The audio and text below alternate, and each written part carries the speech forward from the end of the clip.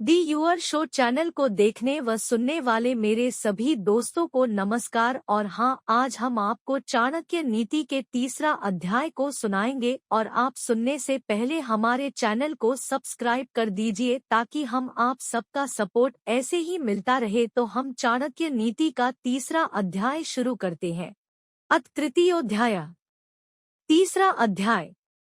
जहाँ मुखों की पूजा नहीं होती, जहाँ अन्न आदि काफी मात्रा में इकट्ठे रहते हैं, जहाँ पति पत्नी में किसी प्रकार का कलह लड़ाई झगड़ा नहीं, ऐसे स्थान पर लक्ष्मी स्वयं आकर निवास करने लगती है। कस्य दोषा कुले नास्ति व्याधिना को न पीड़िता, व्यसन के न संप्राप्तम कस्य सौख्यम निरंतरम। संसार में ऐसा कौन सा कुल अथवा वंश है जिसमें कोई न कोई दोष अवगुण न हो। प्रत्येक व्यक्ति को किसी न किसी रोग का सामना करना ही पड़ता है। मनुष्य कौन सा है जो व्यसनों में न पड़ा हो, और कौन ऐसा है जो सदा ही सुखी रहता, क्योंकि प्रत्येक के जीवन में संकट तो आते ही है। आचार्य चाणक्य ने यह बात ठीक ही कही है कि कोई विरला ही वंश अथवा को ऐसा हो जिसमें किसी प्रकार का दोष न हो। इसी तरह सभी व्यक्ति कभी न भी की रोग से पीड़ित होते हैं। जो मनुष्य किसी बुरी लत में पड़ जाता है अथवा जिसे बुरे काम की आदत पड़ जाती है, उसे भी दुख उठाने पड़ते हैं। संसार में ऐसा कोई व्यक्ति नहीं जिसे सदा सुख ही मिलता रहा हो और संकटों ने उसे कभी न घेरा हो। अर्थात कोई मनुपूर्ण नहीं, कोई न कोई दुख सभी को लगा ही हुआ है। आचार कुलमाख्याति देशमाख्याति भाषणम, संभ्रमा स्नेहमाख्याति वपुराख्याति भोजन। मनुष्य के व्यवहार से उसके कुल का ज्ञान होता है। मनुष्य की बोलचाल से इस बात का पता चलता है कि वह कहाँ का रहने वाला है। वह जिस प्रकार का मान सम्मान किसी को देता है, उससे उसका प्रेम प्रकट होता है, और उसके शरीर को देखकर उसके भोजन की मात्रा का अनुमान लगाया जा सकता है। मनुष्य जिस प्रकार का व्यवहार करता है, उससे उसके कुल का ज्ञान भली प्रकार हो जाता है। इसी प्रकार मनुष्य की भाषा और बोलचाल से उसके देश प्रदेश अथवा रहने के स्थान का पता चलता है। मनुष्य जिस प्रकार का किसी के प्रति आदर प्रकट करता है, उससे यह स्पष्ट हो जाता है कि उसका स्वभाव कैसा है। इसी प्रकार उसके शरीर की बनावट देखकर उसके खाने की मात्रा का अनुमान होता है।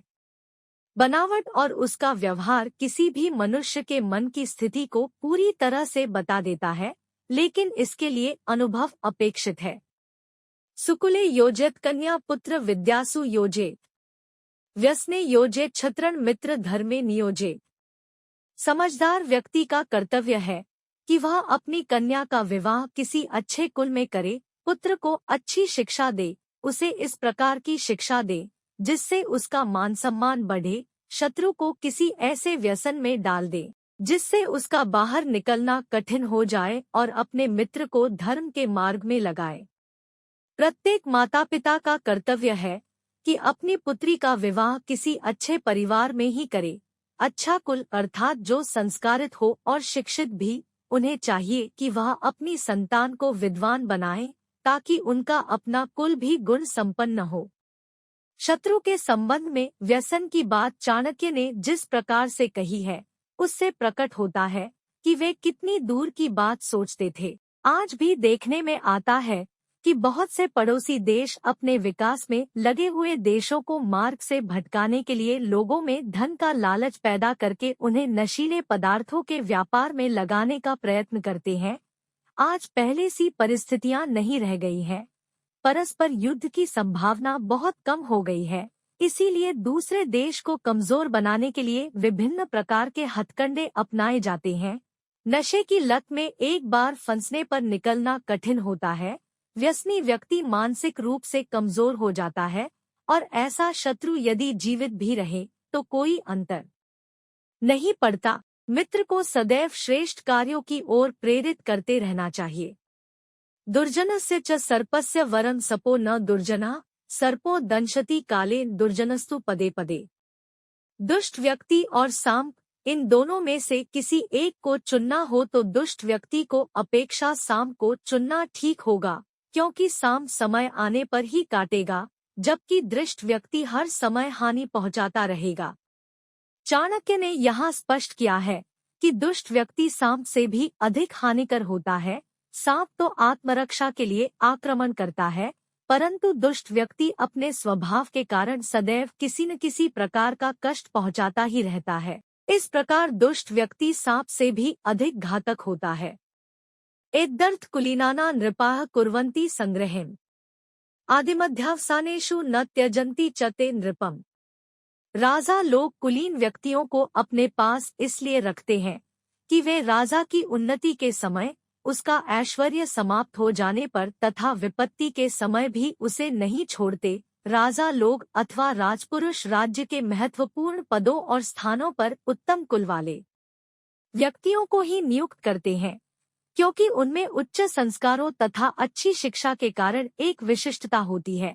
वे राजा के हर काम में सहायक होते हैं। वे उसकी उन्नति के समय अथवा सामान्य मध्यम स्थिति में तथा संकट आने के समय भी साथ नहीं छोड़ते। कुलीन व्यक्ति अवसरवादी नहीं, आदर्शवादी होता है।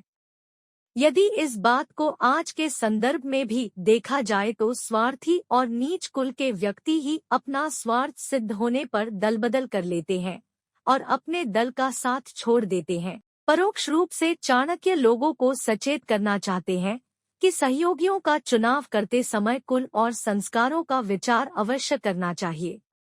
प्रलय भिन्न मर्यादा भवन्ति किल सागराय सागरा भेदमिच्छन्ति प्रलेपी न साधवा। समुद्र भी प्रलय को स्थिति में अपनी मर्यादा का उल्लंघन कर देते हैं और किनारों को लांघकर सारे प्रदेश में फैल जाते हैं, परंतु सज्जन व्यक्ति प्रलय के समान भयंकर विपत्ति और कष्ट आने पर भी अपनी सीमा में ही रहते हैं, अपनी मर्यादा नहीं छोड़ते। विशाल सागर बहुत गंभीर रहता है, परंतु चाणक्य धैर्यवान गंभीर व्यक्ति को सागर की अपेक्षा श्रेष्ठ मानते हैं। प्रलय के समय सागर अपनी सारी मर्यादा भूल जाता है, अपनी सभी सीमाएं तोड़ देता है और जलथल एक हो जाता है, परंतु श्रेष्ठ व्यक्ति अनेक संकटों को सहन करता है और अपनी मर्यादाएं कभी पार नहीं करता। मूर्खस्तु परिहर्तव्यः प्रत्यक्षो द्विपदः पशुः भिन्नति वाक्यशल्येन अदृष्टा कंटको यथा। मूर्ख व्यक्ति से दूर ही रहना चाहिए, क्योंकि मनुष्य दिखता हुआ भी वह दो पैरों वाले पशु के समान है। वह सज्जनों को उसी प्रकार कष्ट पहुंचाता रहता है जैसे शरीर में चुभा हुआ कांटा शरीर को निरंतर पीड़ा देता रहता है। कांटा छोटा होने के कारण अदृश्य हो जाता है और शरीर में धंस जाता है।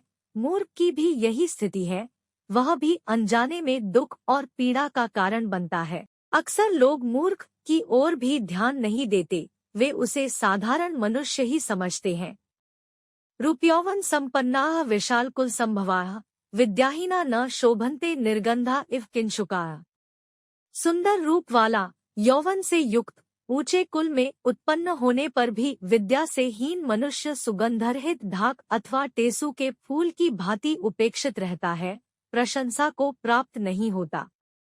यदि किसी व्यक्ति ने अच्छे कुल में जन्म लिया है और देखने में भी उसका शरीर सुंदर है, परंतु यदि वह भी विद्या से हीन है तो उसको स्थिति भी ढाक के उसी फूल के समान होती है जो गंधरहित होता है। ढाक का फूल देखने में सुंदर और बड़ा होता है, परंतु जब लोग यह देखते हैं कि उसमें किसी प्रकार की सुगंध नहीं है तो वे उसकी उपेक्षा कर देते हैं। न तो वह किसी देवता के पूजन में चढ़ाया जाता है, न ही साज श्रृंगार में उसका उपयोग किया जाता है।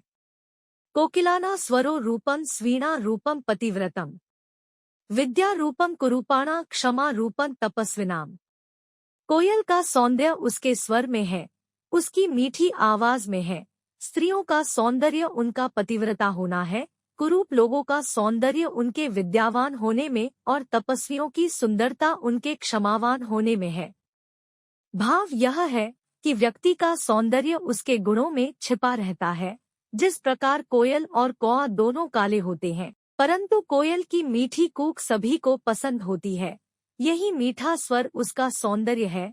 इसी प्रकार स्त्रियां वे ही सुंदर मानी जाती है जो पतिव्रता होती है, अर्थात स्त्री का सौंदर्य उसका पातिव्रत धर्म है। समाज में भी पतिप्रायणा स्त्री को ही सम्मान प्राप्त है, उसी की लोगों द्वारा सराहना की जाती है।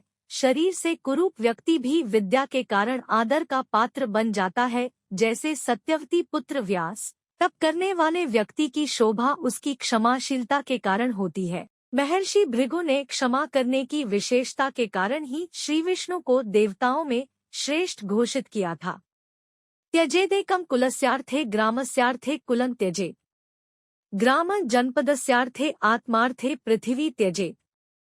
यदि एक व्यक्ति का त्याग करने से कुल की रक्षा होती है, उन्नति होती है, सुख शांति मिलती है, तो उस एक व्यक्ति को छोड़ देना चाहिए, उसका त्याग कर देना चाहिए। ग्राम के हित के लिए कुल छोड़ देना चाहिए। यदि एक गांव को छोड़ने से पूरे जिले का कल्याण हो, तो उस गांव को भी छोड़ देना चाहिए। इसी प्रकार आत्मा की उन्नति के लिए सारे भूमंडल का हो त्याग कर देना चाहिए। छोटे स्वार्थों के त्याग की ओर संकेत करता है यह श्लोक। इस दृष्टि से स्वी सर्वश्रेष्ठ है, अर्थात यदि व्यक्ति अपनी उन्नति में किसी चीज को बाधक समझता है, तो उसका त्याग कर देने में देर नहीं करनी चाहिए, वह कितनी भी मूल्यवान क्यों न हो। उद्योगे नास्ति दारिद्र्यम जप्तो नास्ति पातक पौने च कलहो नास्ति नास्ति जागृते भयम। उद्योग अर्थात पुरुषार्थ करने वाला व्यक्ति दरिद्र नहीं हो सकता। प्रभु का नाम जपते रहने से मनुष्य पाप में लिप्त नहीं होता। मौन रहने पर लड़ाई झगड़े नहीं होते तथा जो व्यक्ति जागता रहता है अर्थात सतर्क रहता है, उसे किसी प्रकार का भय नहीं रहता। जो व्यक्ति निरंतर परिश्रम करते रहते हैं, उनकी गरीबी स्वयं दूर हो जाती है। परिश्रम करके भाग्य को भी अपने वश में किया जा सकता है। जो व्यक्ति सदैव प्रभु का स्मरण करता रहता है, अपने हृदय में सदैव उसे विद्यमान समझता है, वह पाप कार्य में प्रवृत्त नहीं होता। श्लोक के दूसरे भाग में कहा गया है कि मौन रहने से लड़ाई झगड़ा नहीं होता, अर्थात विवादों का समाधान है मौन। यह बात जीवन के सभी पक्षों पर लागू होती है। जो व्यक्ति सावधान रहता है, सतर्क रहकर अपने कार्य करता है, उसे किसी भी प्रकार के भय की आशंका नहीं रहती। जिस व्यक्ति को आलस्य, असावधानी और गफलत में रहने की आदत है, उसे हर स्थान पर हानि उठानी पड़ती है। उसका न तो आज है न कल। अतिरूपेण वै सीता अतिरार्वेण रावण अतिदानात् बलिर्बद्धो अति सर्वत्र वर्जेत। अत्यंत रूपवती होने के कारण ही सीता का अपहरण हुआ। अधिक अभिमान होने के कारण रावण मारा गया। अत्यधिक दान देने के कारण राजा बलि को कष्ट उठाना पड़ा। इसलिए किसी भी कार्य में अति नहीं करनी चाहिए, अति का सर्वत्र त्याग कर देता चाहिए। चाणक्य ने यहाँ इतिहास प्रसिद्ध उदाहरण देकर यह समझाने का प्रयत्न किया है कि प्रत्येक कार्य की एक सीमा होती है। जब उसका अतिक्रमण हो जाता है तो व्यक्ति को कष्ट उठाना पड़ता है। सीता अत्यंत रूपवती थी, इसी कारण उनका अपहरण हुआ। इसी प्रकार रावण यद्यपि अत्यंत बलवान और समृद्ध राजा था, परंतु अभिमान की सभी सीमाएं लांघ गया। परिणाम स्वरूप उसे अपने स्वजनों के साथ मौत के घाट उतरना पड़ा। राजा बलि के संबंध में सभी जानते हैं कि वह अत्यंत दानी था। उसके दान के कारण जब उसका यश सारे संसार में फैलने लगा तो देवता लोग भी चिंतित हो उठे। तब भगवान विष्णु ने वामन का अवतार लेकर उससे 3 पग धरती दान में मांगी। बलि के गुरु शुक्राचार्य ने उसे सावधान भी किया, परंतु बलि ने उनकी बात न मानकर वामन बने विष्णु को बात मान ली और भगवान ने 3 पगों में धरती, स्वर्ग और पाताल तीनों लोकों को नापकर बलि को भिखारी बना दिया। इन सब उदाहरणों का भाव यही है कि अच्छाई भी एक सीमा से आगे बढ़ जाती है तो वह बुराई अर्थात हानिकर बन जाती है। लोग उसका लाभ उठाते हैं। इसीलिए कहा गया है कि अंति न करो। कोहि भारा समर्थाना किन दूर व्यवसाय नाम को विदेशा सविद्याना कह परह प्रियवादिनाम। समर्थ अथवा शक्तिशाली लोगों के लिए कोई भी कार्य कठिन नहीं होता। व्यापारियों के लिए भी कोई स्थान दूर नहीं। पढ़े लिखे विद्वान व्यक्तियों के लिए कोई भी स्थान विदेश नहीं। इसी प्रकार जो मधुरभाषी हैं, उनके लिए कोई पराया नहीं। जो लोग शक्तिशाली हैं, अर्थात जिनमें सामर्थ्य है, उनके लिए कोई भी काम पूरा कर लेना कठिन नहीं होता। वे प्रत्येक कार्य को सरलता पूर्वक कर लेते हैं। व्यापारी अपने व्यापार की वृद्धि के लिए दूर दूर के देशों में जाते हैं, उनके लिए भी कोई स्थान दूर नहीं। विद्वान व्यक्ति के लिए भी कोई परदेश नहीं, वह जहाँ भी जाएगा विद्वत्ता के कारण वहीं सम्मानित होगा। इसी प्रकार मधुर भाषण करने वाला व्यक्ति पराये लोगों को भी अपना बना लेता है, उसके लिए पराया कोई भी नहीं होता, सब उसके अपने हो जाते हैं। एकेनापि सुवृक्षेण पुष्यतेन सुगंधिना वासितन तद्वनं सर्वं सुपुत्रेण कुलं तथा। जिस प्रकार सुगंधित फूलों से लदा हुआ एक ही वृक्ष सारे जंगल को सुगंध से भर देता है, उसी प्रकार सुपुत्र से सारे वंश की शोभा बढ़ती है, प्रशंसा होती है। बहुत से लोगों के बहुत से पुत्र अथवा संतानें होती है, परंतु उनकी अधिकता के कारण परिवार का सम्मान नहीं बढ़ता। कुल का सम्मान बढ़ाने के लिए एक सद्गुणी पुत्र ही काफी होता है। धृतराष्ट्र के 100 पुत्रों में से एक भी ऐसा नहीं निकला जिसे सम्मान से स्मरण किया जाया हो। ऐसे 100 पुत्रों से क्या लाभ। सगर के तो 60,000 पुत्र थे। एकेन शुष्कवृक्षेन दह्यमानेन वहोनिना दहते तद्वनं सर्व कुपुत्रेन कुलं तथा। जिस प्रकार एक ही सूखे वृक्ष में आग लगने से सारा जंगल जलकर राख हो जाता है, उसी प्रकार एक मूर्ख और कुपुत्र सारे कुल को नष्ट कर देता है। जैसे जंगल का एक सूखा पेड़ आग पकड़ ले तो सारा वन जल उठता है, उसी प्रकार कुल में एक कुपुत्र पैदा हो जाए तो वह सारे कुल को नष्ट कर देता है। कुल की प्रतिष्ठा, आदर, सम्मान आदि सब धूल में मिल जाते हैं। दुर्योधन का उदाहरण सभी जानते हैं, जिसके कारण कौरवों का नाश हुआ। लंकापति रावण भी इसी श्रेणी में आता है। एकेनापि सुपुत्रेण विद्यायुक्तेन साधुना आह्लादितं कुलं सर्व यथा चंद्रेण शर्वरी। एक ही पुत्र यदि विद्वान और अच्छे स्वभाव वाला हो तो उससे परिवार को उसी प्रकार खुशी होती है, जिस प्रकार एक चंद्रमा के उत्पन्न होने पर काली रात चांदनी से खिल उठतो है। यह आवश्यक नहीं है कि परिवार में यदि बहुत सी संतानें हैं तो वह परिवार सुखी हो। अनेक संतानों के होने पर भी यदि उनमें से कोई विद्वान और सदाचारी नहीं तो परिवार के सुखी होने का प्रश्न ही नहीं उठता। इसलिए चाणक्य कहते हैं कि बहुत से मूर्ख पुत्रों और संतान की अपेक्षा एक ही विद्वान और सदाचारी पुत्र से परिवार को उसी प्रकार प्रसन्नता मिलती है, जैसे चांद के निकलने पर उसके प्रकाश से काली रात जगमगा उठती है। कि जातः बहुभिः पुत्रैः शोक संताप कारकैः वर्मे का कुलालंबी यंत्र विश्वाम्यते कुलम। दुख देने वाले, हृदय को जलाने वाले बहुत से पुत्रों के उत्पन्न होने से क्या लाभ। कुल को सहारा देने वाला एक ही पुत्र श्रेष्ठ होता है, उसके आश्रय में पूरा कुल सुख भोगता है। ऐसे बहुत से पुत्रों से कोई लाभ नहीं, जिनके कार्यों से परिवार को शोक का सामना करना पड़े, हृदय को दुख पहुँचे। ऐसे बहुत से पुत्रों की अपेक्षा परिवार को सहारा देने वाला एक ही पुत्र अधिक उपयोगी होता है, जिसके कारण परिवार को सुख प्राप्त होता है। लालियेत 5 वर्षाणि 10 वर्षाणि ताडयेत प्राप्ते तु षोडशे वर्षे पुत्र मित्रवदाचरेत। 5 वर्ष की आयु तक पुत्र से प्यार करना चाहिए, इसके बाद 10 वर्ष तक उसकी ताड़ना की जा सकती है और उसे दंड दिया जा सकता है, परंतु 16 वर्ष की आयु में पहुंचने पर उससे मित्र के समान व्यवहार करना चाहिए।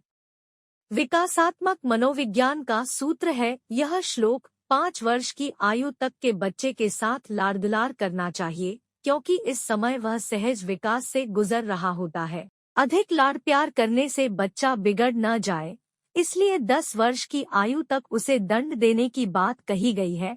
उसे डराया धमकाया जा सकता है, परंतु 16 वर्ष की आयु तक पहुंचने पर उसके साथ इस प्रकार का व्यवहार नहीं किया जा सकता। उस समय उसके साथ मित्र जैसा व्यवहार करना चाहिए, क्योंकि तब उसका व्यक्तित्व और सामाजिक अहम विकसित हो रहा होता है। मित्रता का अर्थ है उसे यह महसूस कराना कि उसकी परिवार में महत्वपूर्ण भूमिका है। मित्र पर जैसे आप अपने विचारों को लादते नहीं हैं, वैसा ही आप यहाँ अपनी संतान के साथ भी करें। यहाँ भी समझाने बुझाने में तर्क और व्यावहारिकता हो, न कि अहम की भावना। उपसर्गेण्य चक्रे च दुर्भिक्षे च भयावहे असाधुजन संपर्क यह पलायती स जीवती। प्राकृतिक आपत्तियां जैसे अधिक वर्षा होना और सूखा पड़ना अथवा देरी फसाद आदि होने पर, महामारी के रूप में रोग फैलने, शत्रु के आक्रमण करने पर, भयंकर अकाल पड़ने पर और नीच लोगों का साथ होने पर जो व्यक्ति सब कुछ छोड़ छाड़ कर भाग जाता है, वह मौत के मुंह में जाने से बच जाता है।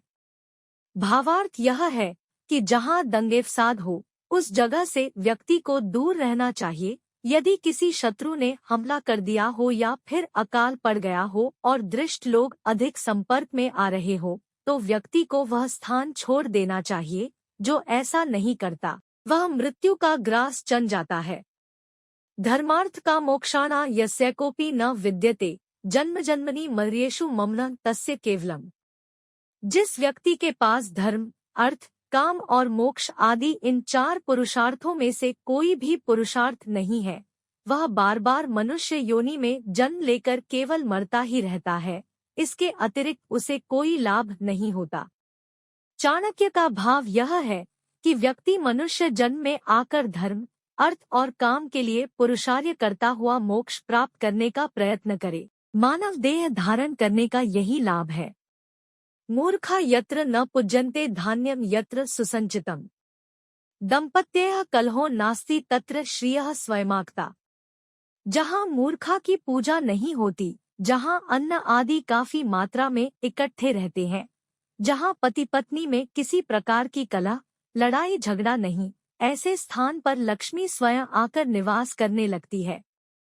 इस श्लोक का तात्पर्य यह है कि जो लोग देश अथवा देशवासी मूर्ख लोगों की बजाय गुणवानों का आदर सम्मान करते हैं, अपने गोदामों में भली प्रकार अन्न का संग्रह करके रखते हैं, जहाँ के लोगों में घर गृहस्थी में लड़ाई झगड़े नहीं, मतभेद नहीं, उन लोगों की संपत्ति अपने आप बढ़ने लगती है। यहाँ एक बात विशेष रूप से समझने की है कि लक्ष्मी को श्री भी कहते हैं, लेकिन इन दोनों में मूलतः अंतर है।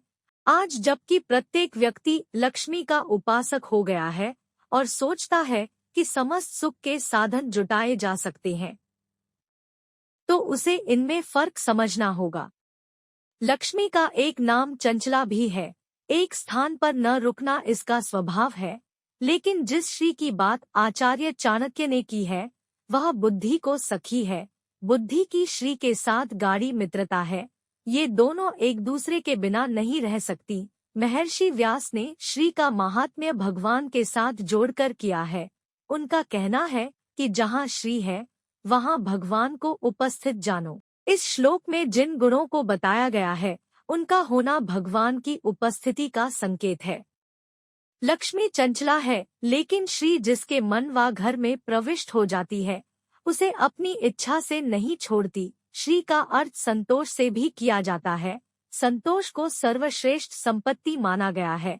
इस प्रकार संतोषी व्यक्ति को लक्ष्मी के पीछे पीछे जाने की आवश्यकता नहीं होती, वह स्वयं उसके घर परिवार में आकर निवास करती है। अध्याय का सार। आचार्य ने विशेष रूप से मनुष्य के आचार अर्थात चरित्र के संबंध में कुछ बातें कही है। उन्होंने माना है कि अच्छे से अच्छे कुल में कहीं न कहीं किसी प्रकार का दोष मिल ही जाता है, और संसार में ऐसा कौन सा पुरुष है जो कभी रोगों का शिकार न हुआ हो। सभी में कोई न कोई व्यसन भी होता है। इस संसार में लगातार किसको सुख प्राप्त होता है, अर्थात कोई सदा सुखी नहीं रह सकता, कभी न भी वह कष्टों में पड़ता ही है। सुख दुख का संबंध दिन रात की तरह है।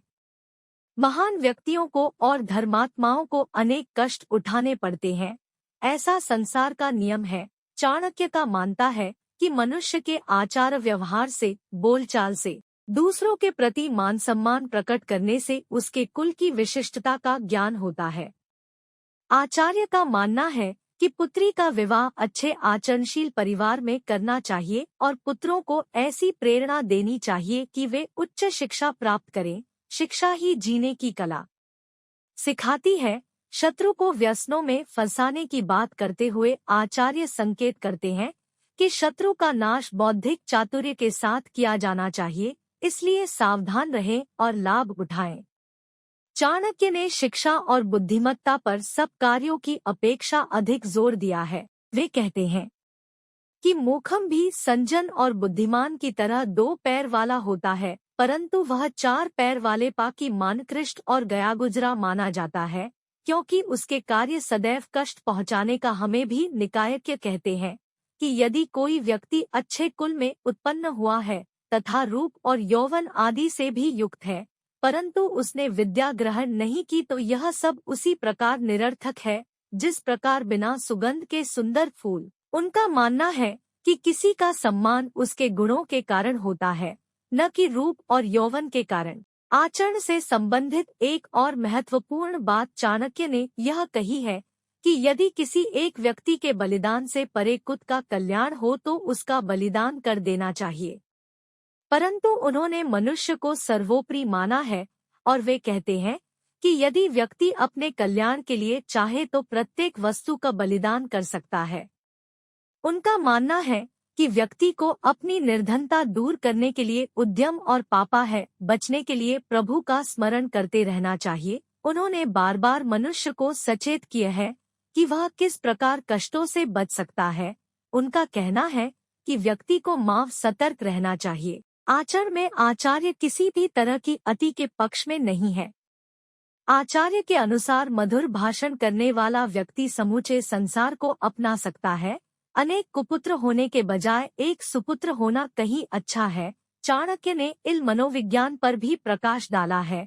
उनका कहना है कि 5 वर्ष तक की आयु के बच लाड़ दुलार करना चाहिए। इसके बाद की आयु में अनुशासित करने के लिए फटकार ताड़ना करने की आवश्यकता हो तो वह भी करनी चाहिए, परंतु जब 16 वर्ष की आयु तक पहुंच जाता है तब उसे मित्र के समान समझकर व्यवहार का चाहिए। श्लोक में पुत्र शब्द का प्रयोग संतान के अर्थ में किया गया है। बेटियों के सहर्षर भी यही नियम लागू होता है। आचार्य में बार बार मनुष्यों को यह बताने समझाने का प्रयत्न किया है कि पर बाल शरीर अत्यंत मूल्यवान है। व्यक्ति को अपना दायित्व निभाने के लिए यथाशक्ति अध्याय के अंत में समूचे समाज को मुद्दों परामर्श देते हैं।